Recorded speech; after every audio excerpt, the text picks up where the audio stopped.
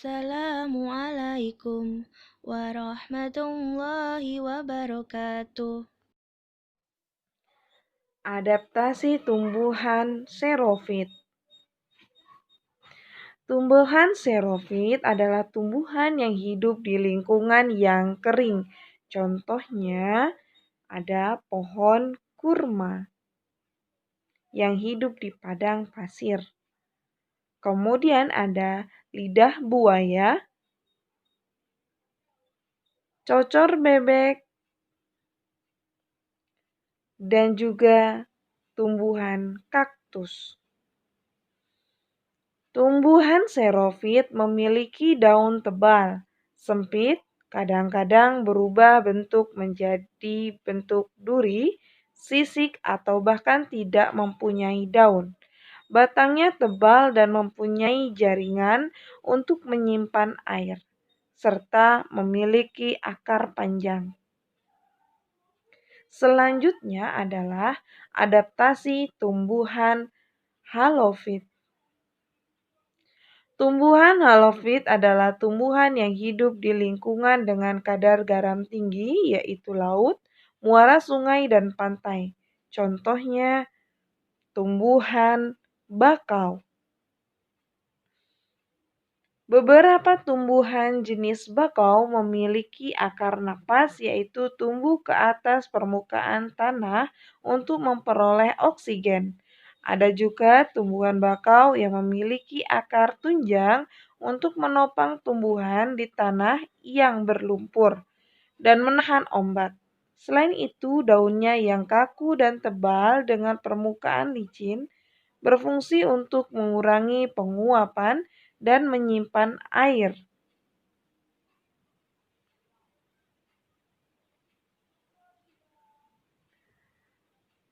Selanjutnya, adaptasi tumbuhan hidrofit. Tumbuhan hidrofit tumbuhan yang hidup di lingkungan air. Contohnya adalah teratai dan eceng gondok. Teratai memiliki daun yang sangat lebar untuk mempercepat penguapan. Daun yang lebar juga berfungsi agar dapat mengapung di permukaan air. Daunnya berlapis lilin untuk mencegah daun membusuk karena selalu terkena air.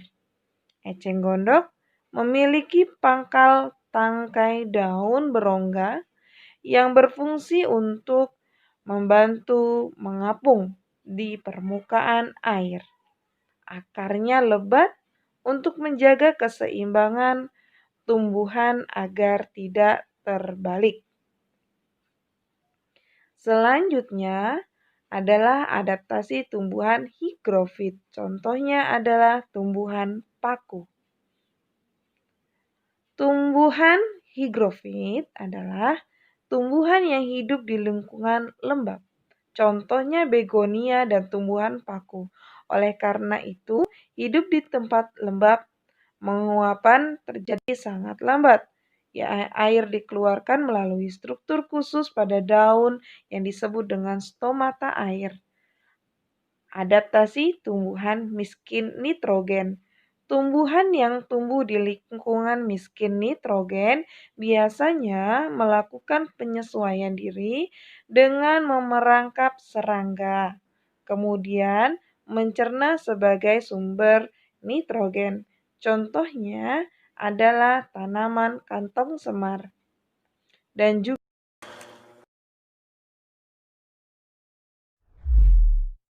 Tahukah kamu, sebelum proklamasi kemerdekaan Indonesia dikumandangkan, ada peristiwa-peristiwa penting yang terjadi yang menyangkut perjalanan bangsa Indonesia. Akibat pengeboman di kota Hiroshima dan Nagasaki oleh Amerika, mengakibatkan Jepang menyerah tanpa syarat pada sekutu pada tanggal 14 Agustus 1945. Sebelumnya, pada tanggal 9 Agustus 1945, Marsekal Terauchi memanggil Insinyur Soekarno, Muhammad Hatta, dan Dr. Rajiman ke markasnya di Dalat, Saigon, Vietnam. Adapun hasil pertemuan di Saigon menghasilkan beberapa keputusan. Yang pertama, pemerintah Jepang memberikan janji kemerdekaan Indonesia. Yang kedua, BPU PKI berubah menjadi PPKI. Pada tanggal 15 Agustus 1945, Sultan Syahrir mendengar berita kekalahan Jepang melalui siaran BBC London. Ia pun lantas menyampaikan berita itu kepada Soekarno-Hatta dan mendesak kedua pemimpin bangsa tersebut untuk segera memproklamirkan kemerdekaan Indonesia. Golongan muda yang mendengar berita kekalahan Jepang lantas menemui Soekarno-Hatta dan mendesak kedua tokoh itu untuk segera memproklamirkan kemerdekaan Indonesia. Namun, Soekarno, Hatta, dan golongan tua lainnya ragu-ragu. Perbedaan pendapat inilah yang akhirnya membuat golongan muda membawa Soekarno dan Hatta ke Rengas Dengklok pada tanggal 16 Agustus pada pukul 4 dini hari. Ada beberapa alasan dipilihnya Rengas Dengklok, antara lain: yang pertama, merupakan wilayah terpencil, dan yang kedua, merupakan markas TKR sehingga aman dari ancaman Jepang. Ahmad Subarjo yang menyadari ketidakhadiran Soekarno-Hatta pada rapat PPKI akhirnya mencari kedua tokoh tersebut. Beliau tiba di Rengas Dengklok pada pukul 17.30 waktu Indonesia Barat. Ahmad Subarjo memberi jaminan kepada golongan muda bahwa proklamasi kemerdekaan Indonesia akan dilaksanakan pada tanggal 17 Agustus 1945 selambat-lambatnya pada pukul 12 siang waktu Indonesia Barat. Dengan jaminan tersebut, akhirnya golongan muda melepaskan Soekarno-Hatta untuk kembali ke Jakarta.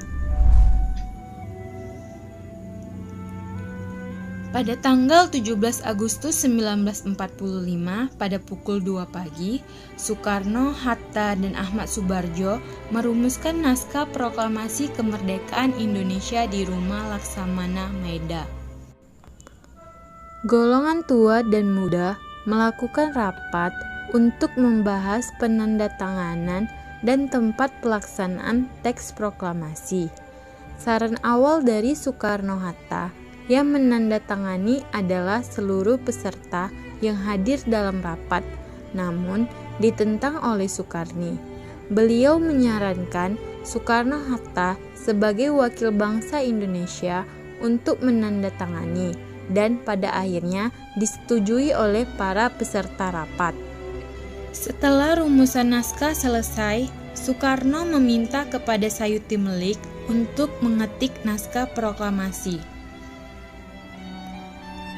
Pada pukul 5 pagi, tanggal 17 Agustus 1945, para pemimpin dan pemuda keluar dari Rumah Laksamana Maeda dengan diliputi kebanggaan. Mereka telah sepakat untuk memproklamirkan kemerdekaan Indonesia di Rumah Soekarno di Jalan Pegangsaan Timur nomor 56. Peristiwa pembacaan teks proklamasi.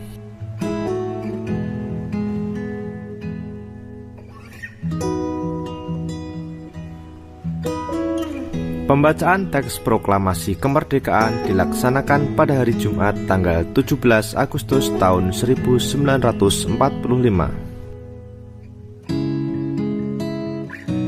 Sejak pagi telah dilakukan persiapan di rumah Insinyur Soekarno untuk menyambut proklamasi kemerdekaan Indonesia. Banyak tokoh pergerakan nasional beserta rakyat berkumpul di tempat itu. Mereka ingin menyaksikan pembacaan teks proklamasi kemerdekaan Indonesia.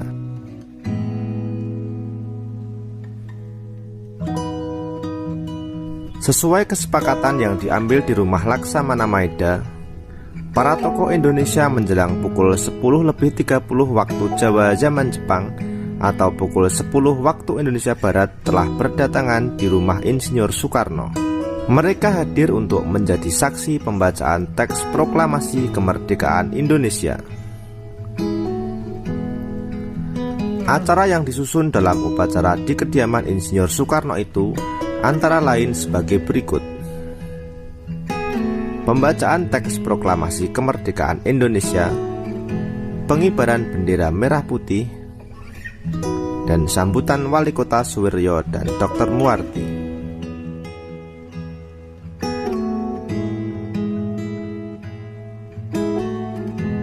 Upacara proklamasi kemerdekaan berlangsung tanpa protokol. Latif Hindraningrat memberi aba-aba siap kepada semua barisan pemuda. Semua yang hadir berdiri tegak dengan sikap sempurna. Suasana menjadi sangat hening ketika Insinyur Soekarno dan Dr. Andes Muhammad Hatta dipersilahkan maju beberapa langkah dari tempatnya semula.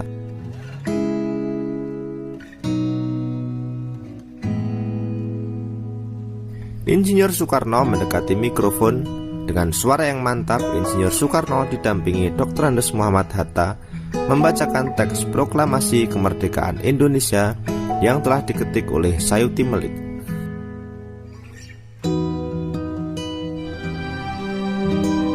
Proklamasi. Kami, bangsa Indonesia, dengan ini menyatakan kemerdekaan Indonesia. Hal-hal yang mengenai pemindahan kekuasaan dan lain-lain diselenggarakan dengan cara saksama dan dalam tempo yang sesingkat-singkatnya.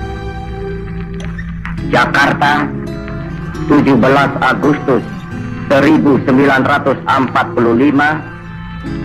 atas nama bangsa Indonesia, Soekarno Hatta.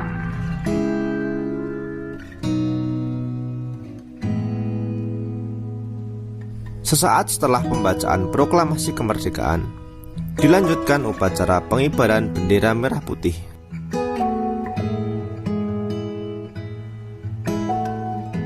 Sang saka merah putih dijahit oleh Ibu Fatmawati Soekarno. Suhud mengambil bendera dari atas baki atau nampan yang telah disediakan dan mengibarkannya dengan bantuan Sodan Kolatif Hindraningrat. Kemudian sang merah putih mulai dinaikkan dan hadirin yang datang bersama-sama menyanyikan lagu Indonesia Raya. Bendera dinaikkan perlahan-lahan menyesuaikan syair lagu Indonesia Raya. Seusai pengibaran bendera merah putih, acara dilanjutkan sambutan dari Wali Kota Suwiryo dan Dr. Muarti.